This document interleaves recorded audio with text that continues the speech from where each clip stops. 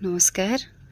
आज हामी एनपीडी अर्थात् नार्सिसिस्ट पर्सनालिटी डिसअर्डरको विषयमा केही कुराहरू गर्छौं।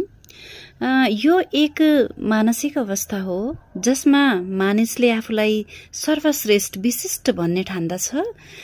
सधैं उसले अरूसँग तुलना गर्छ र आफूलाई उत्कृष्ट योग्य भनेर सोच्दछ र ऊ चाहिँ सधैं अरूसँग चाहिँ आफ्नो प्रशंसा चाहन्छ र आफूमा मात्रै निहित हुन्छ, आफूमा मात्रै केन्द्रित हुन्छ।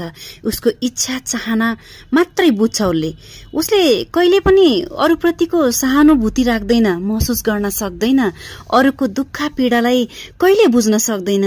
आफूलाई संसारभरिको सबैभन्दा उत्कृष्ट मान्छे भन्न ठान्दछ।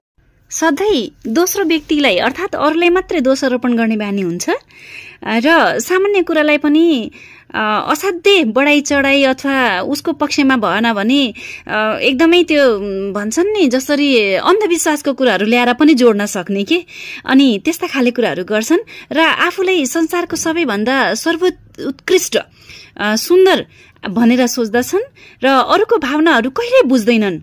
अरूलाई आफ्नो स्वार्थ अनुरूप प्रयोग गर्दछन् र अहिले शोध र अनुसन्धान अनुसार यो समस्या महिलाहरू भन्दा बढी पुरुषहरूमा पाइएको छ। प्रशंसा नपाउँदा चिडिने, आफू अनुरूप चल्न नपाउँदा कठोर हुने, व्यवहारहरू सम्बन्धहरू टुक्रिँदै जाने र आफ्नै स्वार्थमा लीन हुने गर्ने गर्दछन् र उहाँहरूको चाहिँ व्यक्तिगत, पारिवारिक र सामाजिक सम्बन्धमा पनि खलल पर्दछ।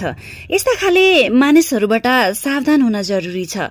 आफू सँगसँगै यस्ता खाले मानिसहरूले अरूको जीवनलाई पनि नर्क बनाउन बेर लगाउँदैनन्, किनकि जसले भावना बुझ्न सक्दैन, जसले अरूको इच्छा बुझ्न सक्दैन, त्यस्ता खाले मानिसले हरेक क्रियाकलापमा जस्तो अवस्था पनि सिर्जना गर्न सक्दछ।